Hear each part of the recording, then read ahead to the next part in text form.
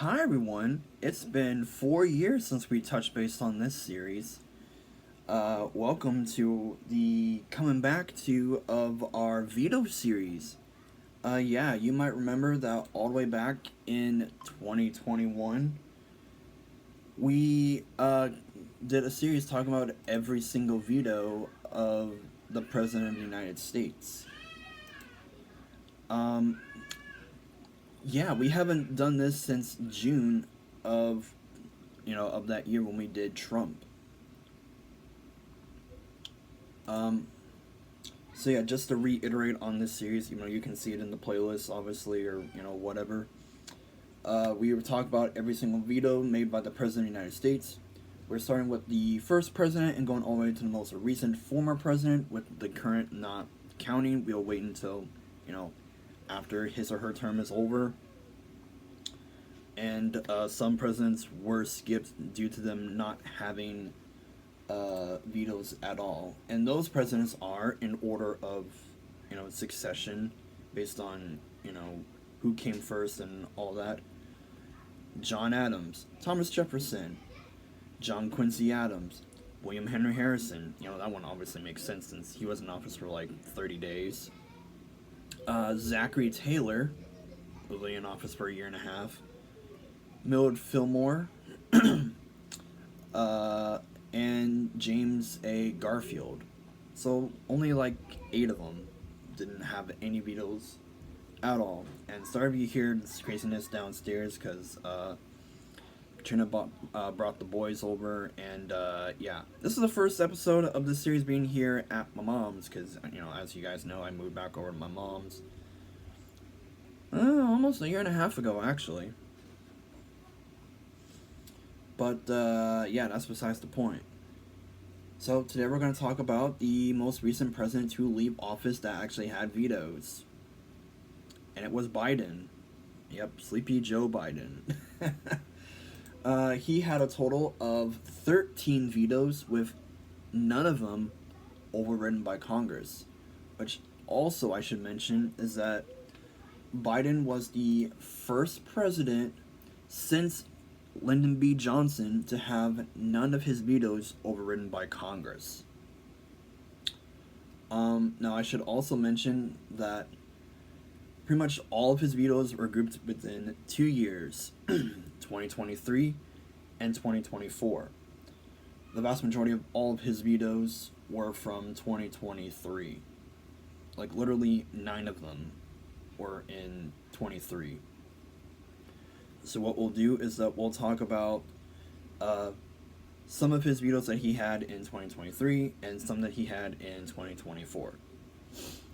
Alright, so first off, I'm just going to go right down the list here. On March 20th of 2023, he vetoed HJR 30, which was a joint resolution providing for congressional disapproval under Chapter 8 of Title 5, United States Code, of the rules submitted by the Department of Labor relating to prudence and loyalty in selecting plan investments and exercising shareholder rights. An override attempt failed in the House 3 days later with a vote of 219 to 200, and 280 votes were needed to override that veto. And going down towards, we'll go towards the summer a little bit. On June 7th of 2023, he vetoed HJR 45, which was a joint resolution providing for congressional disapproval under Chapter 8 of Title 5, United States Code, of the rules submitted by the Department of Education relating to waivers and modifications of federal student loans. An override attempt in the House failed about 2 weeks later, on the 21st, with a vote of 221 to 206, with 285 votes needed. And for shits and giggles, let's just do the the last one he had for 2023. On December 19th, he vetoed SJ Res 32, a joint resolution providing for congressional disapproval under Chapter 8 of Title 5, United States Code, of the rules submitted by the Bureau of Consumer Financial Protection relating to small business lending under the Equal Credit Opportunity Act, Regulation B. An override attempt failed in the Senate on January 10th of 2024 with a vote of 54-45, but 67 votes were needed. So, yeah. And speaking of 2024,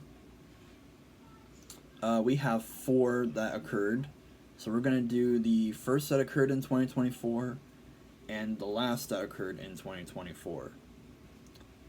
So for the first, on January 24th, he vetoed SJ Res 38, which was a joint resolution providing for congressional disapproval under Chapter 8 of Title 5, United States Code. Why do all of them I pick are Chapter 8 of Title 5 of the United States Code? I just realized that. But anyways, of the rules submitted by the Federal Highway Administration relating to waiver of Buy America requirements for electric vehicle chargers. An override attempt failed in the Senate on February 29th, which was Leap Day of, last year. The vote was 50-47, although 65 votes were needed, and they didn't get it. And the last one of last year, 2024, was December 23rd, which he vetoed S4199, the Judicial Understaffing Delays Getting Emergency Solved Act of 2024, also known as the Judges Act. There was no override attempt was made. So yeah, that's all we got for now.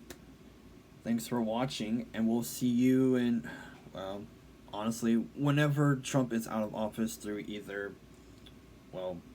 the 5 ways that I know that a person can be removed from office.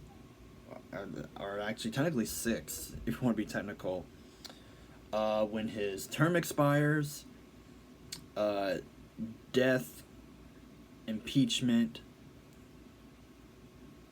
resignation, able to discharge the powers and duties of the office, which is under the 25th Amendment, and a congressional committee.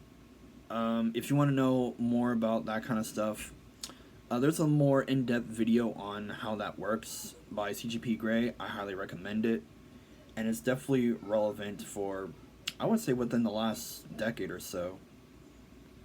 So yeah, it's interesting. Check it out. You'll learn a little bit more. So that's all I have for now. Thanks for watching, and we'll see you tomorrow for our regularly scheduled programming. Stay cool, stay tuned.